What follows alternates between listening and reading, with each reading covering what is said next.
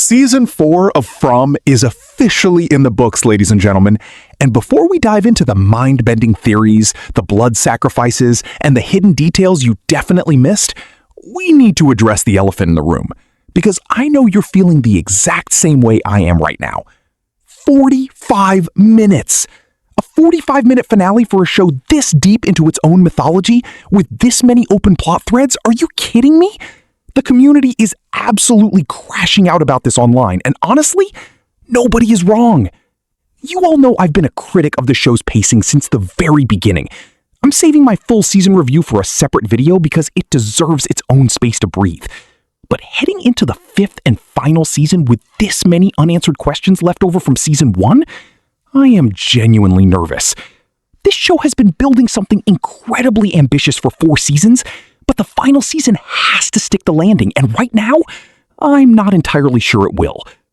But look, we aren't here to just recap what we saw. I'm assuming we all watched the same episode. We are here for the theories. No fluff, just real confirmations that completely shift how we understand this nightmare town. Me and you know what we gotta do. We gotta talk about it. Let's start with the big one. Something happened in this finale that completely rewires how we understand the entity. When day turned to night, it didn't just fade out. It hit the entire town at once. And notice the framing here. This wasn't a reactive move because Jade and Tabitha went underground. This was pre-planned. The entity set a literal timer so that everyone above ground and everyone in the tunnels would be exposed to the monsters simultaneously. Remember all the way back in the premiere when Boyd said the game was rigged? At the time, it sounded like a man just losing his mind. Now, we are watching exactly how right he was. The entity can literally change the fundamental settings of this place. The weather, the daylight, the ground itself, at will. And while everyone was panicking, it sent Sophia and Clara to strip every single talisman off the walls. The town's only defense? Gone! In a single afternoon, the rules changed. Here's where the narrative gets fascinating, and this is where the debate starts. When Jade and Tabitha entered those tunnels, the entity ran into a glitch it didn't plan for. The rules of this sick game dictate that Jade and Tabitha have to stay alive. They're the main players, the anchor souls this entire endless cycle is built around. They have to reach the end of the run. So what does the entity do when the night falls, the monsters move in, and its 2 VIPs are trapped underground? It creates an earthquake. It literally triggers a geological event to protect the very people it just tried to massacre.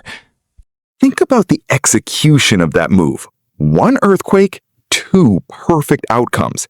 It saves Jade and Tabitha by opening a new tunnel escape route, and above ground, the tremors cause structural damage that knocks the remaining talismans off the walls, pushing Fatima's storyline forward.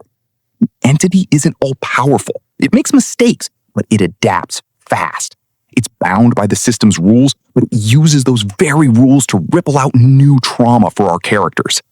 Now, let's talk about the chamber, because this is the biggest confirmation of the entire finale. It's real. The bones under the slab, the symbols, the children, it wasn't a hallucination. It wasn't a trick planted by the entity. A real historical blood sacrifice happened under this town centuries ago. And because the chamber is real, it means every single piece of lore since season 1, Jade's visions, the numbers, the song, Christopher in 1978, it's all verified history. And when Jade and Tabitha move those bones, red lightning rises from the hole. This isn't the hope magic we saw from the children's roots. This is the raw, uncontained energy of the original dark sacrifice being unleashed. And right now, Jade and Tabitha are walking into the final season carrying those literal bones in bags. We have zero idea what that means yet, but the implications are terrifying. Then we get the confrontation between the boy in white and Sophia.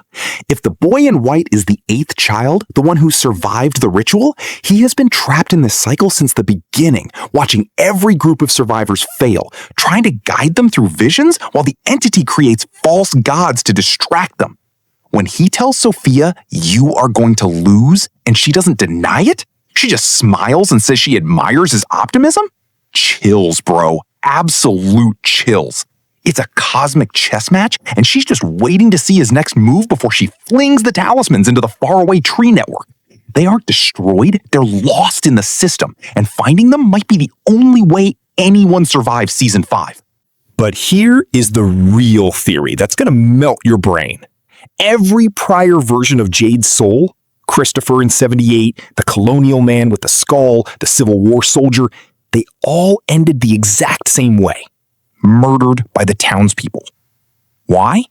Because across every past cycle, when Jade's soul figures out the Matrix, he makes a calculated, cold choice.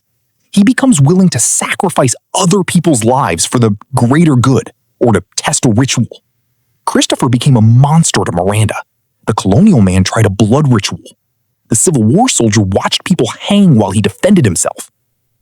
But this version of Jade, in that tunnel with the monsters closing in and Tabitha next to him, he didn't sacrifice her. He chose to hold the line himself. For the first time in history, Jade's soul turned inward and chose self-sacrifice instead of trading away others. That single human choice might be the variable that breaks the entire cycle in Season 5. And speaking of breaking the rules, Fatima. Clara fed her the entity's blood directly, completing the horrific rebirth ritual we've been watching since Smiley died in Season 2. The girl monster in Season 1 famously said, "We didn't choose to be this way." Fatima didn't choose it either, but she chose what to do with it. She didn't smile. She screamed at the monsters and saved the humans. She is a converted creature whose loyalty stayed with the town. This opens a massive debate for the finale. Are the night creatures a fixed population, or do they grow every time someone accepts the entity's bargain? Think about it. The entity always frames its traps as a transaction. It offers Elgin a dream. It offers Clara an arrangement. It trades life for creation, blood for answers. What kind of ancient intelligence operates entirely on bargains and blood sacrifice? I have a massive theory on exactly what the entity is, but that is getting its own dedicated video next week, so make sure your notifications are turned on. To wrap this all together, the writers have explicitly called this show a crucible. If you know anything about science or metallurgy, a crucible is a container used to melt metal at extreme, ungodly temperatures. The heat breaks everything down. The impurities rise to the top, and whatever is inside is either refined into something completely pure, or it is utterly destroyed. There is no middle ground. And that is exactly what this town is doing to these people. It doesn't randomly trap them, it finds their Jungian shadow self. The exact trauma, guilt, and unresolved failure they've buried deep inside, and it turns the heat up on precisely that wound. Boyd couldn't save Abby, so the town forces him to try and save everyone, except the people who matter most. Tabitha carries the guilt of losing a child, so the town surrounds her with sacrificed children. Henry wanted a normal life, but his reality is Victor, a broken man who never got to grow up. Henry almost killed his own son because the town taunted him with a fake vision of a normal world.